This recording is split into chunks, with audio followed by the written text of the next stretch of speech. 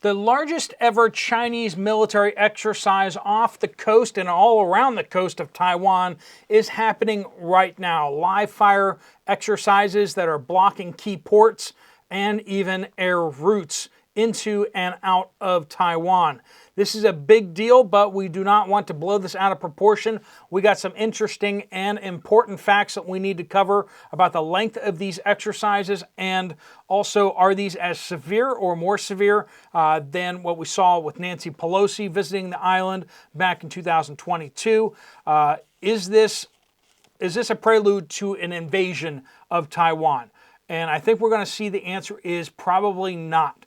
This doesn't look like that. This is a shot across the bow. This is a warning. This is not an actual, but there's some important things that we're going to see in here that this does seem to be a warning, but also a dress rehearsal. There's a lot to talk about. Let's jump into it. Welcome to the Poplar Report. I'm Steve Poplar. I'm an accountant by trade.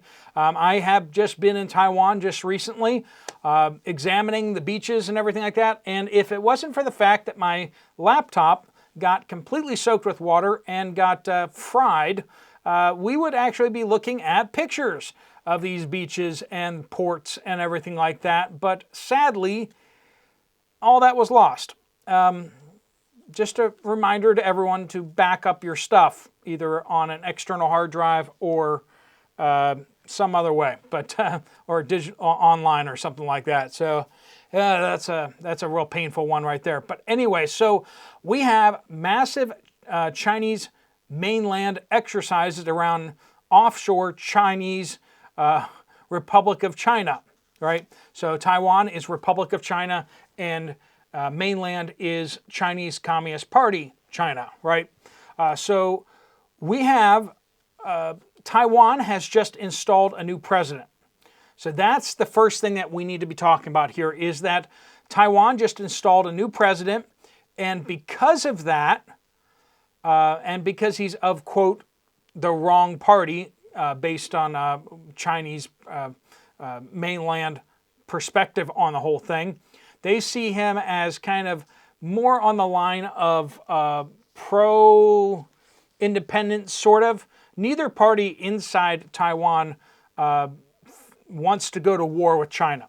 So neither one of them is wanting to declare independence, but the party that's a little more leaning that direction is the one that won the election. So because of that, China is wanting to show their extreme displeasure that Taiwan did not choose to start stepping towards unification, but rather has decided either to stay where it is or maybe drift a little bit more away from integration with China.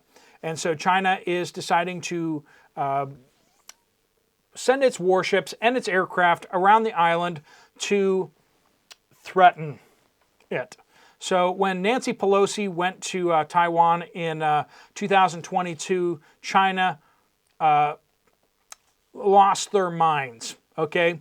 They started firing missiles over the island. You know, it's kind of like like the brother in the back seat of the car, I'm not touching you, I'm not touching you. But, their hands are all, it's like, I'm not touching you, but I'm doing everything I can to provoke you. And that's what China did during those exercises. They had surface-to-air missile tests, supposedly live firing of missiles. They are doing live firing here again, but they are not, as of yet, they are not firing any missiles over Taiwan, which is obviously very concerning if they're doing that, right? But we do see reports that China is moving large numbers of like medium range and short range ballistic missiles. So these are like the type of missiles that are called carrier killers. They're designed to come in fast and hard at a aircraft carrier or a warship. So these things are designed to take out American warships, to hit strategic points within Taiwan. They're not nuclear or anything like that, though they might be able to be capable of nuclear weapons, but probably conventionally armed to take out warships at sea and those type of things. So they're moving these missile batteries close up to the shoreline, and they have a lot of them. They have tens of thousands of ballistic missiles all along the Chinese coast because the idea is that they are going to basically flatten Taiwan. Before they invade, they're going to flatten the Penghu Islands, which are kind of like a fortress, a sea base for missiles and radar stations and everything like that for the Taiwanese military. It makes invasion of southern Taiwan very difficult. And so the Penghu Islands are going to be an obvious target, but also military bases across Taiwan could be basically flattened by a massive wave of missiles incoming. Now, is that what's happening today and tomorrow? This is a 2-day exercise, and that's probably not going to happen in the next 2 days. If they were going to mobilize and do a large-scale attack, they probably would not want to give people warning because Taiwan has been mobilizing their military, mobilizing their navy, and so they are at increasing readiness to deal with any kind of serious Chinese incursions. However, what China is doing is not only are they sending their fighters, they're not just sending their fighters to fly around the island.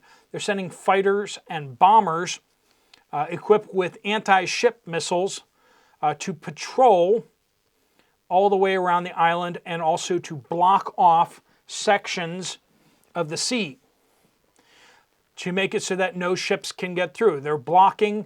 When we look at the zones for the live fire that they're declaring to be unsafe for civilian traffic, they are intentionally blocking ports. And now they're not fully blocking out the ports, but they are making it very clear, hey, we're blocking this port. Oh, and then our next area happens to correspond with this port. The Kaohsiung port down in the south is the biggest port on the island of Taiwan, and there's a exercise area that corresponds with it right across from it. The Penghu Islands is practically surrounded by a live fire zone. That's why I said it's like a sea fortress of islands with radar stations and missile batteries to sink any invading Chinese ships, because these islands are not quite halfway between Taiwan and China, but they're out there in between the two, right? And then we go up north. We see Taipei is surrounded by a live fire zone up there. There are ports up there that are being threatened by that. Then we see Hualien City, the one that was the epicenter of the earthquake in Taiwan. I was there before, and they had that's a port city with a military air base there. I was watching F-18s taking off, or potentially F-16s. I don't have the footage to look back at them, do I? But they were taking off over the beach. It was pretty cool because they were taking off right over your heads, and as you're just kind of standing on the beach. And that was happening right there because Hualien is a military stronghold there. And we see this major live fire exercise area right across and surrounding Hualien. And then down in the south, there's another port down there, and it has a corresponding live fire zone there too.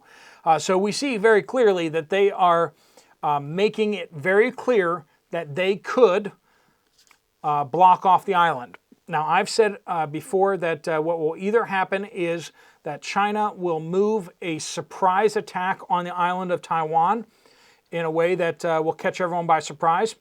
And I've made no bones about this, is the fact that I think it's absolutely patently insane that the Taiwanese country allows cargo ships to move directly from Chinese ports directly to Taiwanese ports without stopping them offshore for inspections. Because you have these massive ships coming into the ports, and what's in these ships? Oh, well, we have the manifest. It says what's in these ships. Yeah, but the ship could be full of Chinese soldiers. You could put 10, 20,000 Chinese soldiers on one of these ships. These things are massive. When you have over 10,000 20-foot equivalent units on a ship, how many Chinese soldiers do you need to fit in each one of these cargo containers? That's very doable. And the fact that they're letting these ships pull into the port without inspection, that the cargo doesn't get inspected until it lands on the dock, is absolutely insane to me. One day, and literally at any time, there are dozens of these massive cargo ships that are docking and dropping off some things and picking up some things on their little route.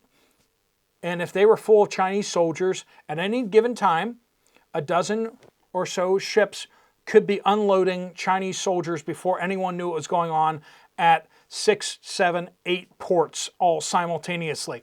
They could have at least 100,000 soldiers on the ground before anyone knew it just happened. And Taiwan's not taking that seriously. They're not actually guarding their beaches. There are infiltrations that could happen there too.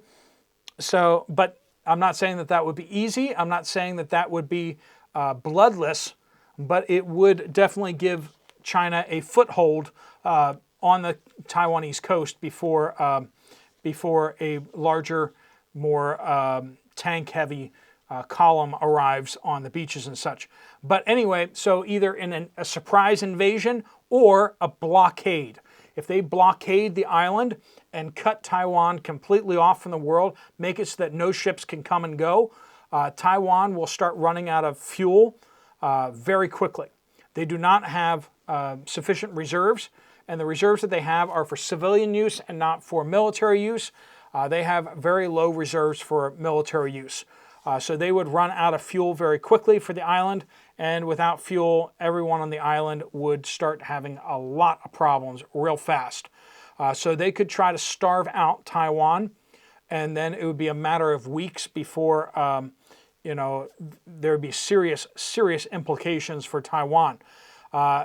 If that happens, then the clock starts ticking of whether the United States can break through the blockade and get ships into Taiwan. But that means we have to get civilian ships past the blockade.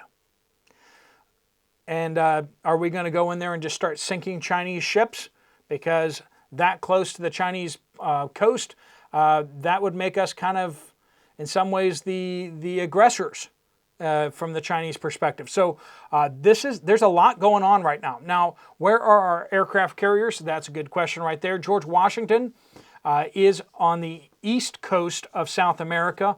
It was just up by Venezuela and Guyana, but now apparently is heading south around the southern tip of South America, heading for the Pacific Ocean. It's supposed to take up station in Japan. The Ronald Reagan is leaving Japan. It has departed from Japan, and it is in the area, but it's going to have to move east to the west coast of the United States. It needs to be repaired and maybe refueled and stuff like that. So that's happening. Theodore Roosevelt Battle Group is down in Singapore. It was just spotted a couple days ago in Singapore.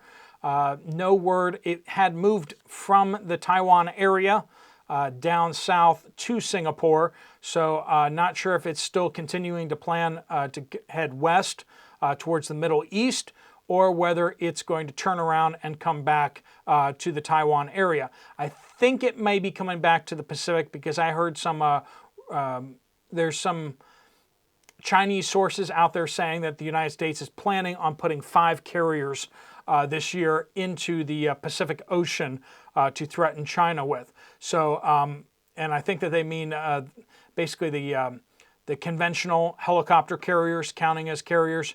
So that would probably put us at the Theodore Roosevelt needing to come back into the theater to hang out Vietnam, South China Sea, all that kind of stuff there. So it may be refueling in Singapore and maybe coming back with its escorts and everything like that.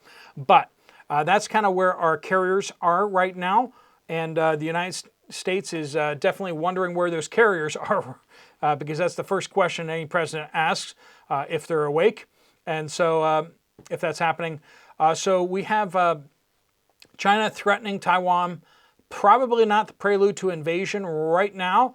If they do invade, it's going to probably be quieter. It's going to happen more suddenly. If they're moving into a blockade, there is a chance this could just turn into a blockade. They could just have these exercises, and they could just keep on having these exercises. And if they just keep on having these exercises, then no ships can come in and out. They say, we're not going to attack ships, but for your safety, we need to stop your ship from going into these exercise zones where you might get accidentally hit by a shell or a missile or something like that, right? And these exercise zones just happen to coincide with the freight shipping lanes that the ships would normally go through to get to these ports. And so they either need to go around these zones very carefully, but most insurance carriers are like, just stop. It's just a 2-day exercise. Don't go. And so basically shipping around Taiwan is going to shut down for these 2 days at least. And if China continues these exercises, it's going to take a little bit before any of these insurance companies are going to be like, okay, go ahead and try to get out. So right now, everything is kind of grinding to a halt just to wait these 2 days out, and we will see if they get extended. I don't think they're going to do that just at this time. This does seem to be very targeted at the new president, just to give him a warning, like, if you do something we don't like, we're going to do these, but for a lot longer. And the fact that they're threatening blockade and not threatening invasion is very interesting to me. So let me know what you guys think down in the comments down below. Wanted to get you this information out there, that important stuff is happening, but also if you're hearing people out there saying invasion is on its way, it's going to happen any day now, probably not. Things will calm down quite a bit before they launch an invasion when nobody's paying attention. All right, friends, that's what I got for you. If you want to check out another video from this channel, there's one right up here. I'll see you over there. We'll have our updates shortly this afternoon, but I wanted to get this out as soon as possible. Thanks so much for watching. Steve Poplar of the Poplar Report, out.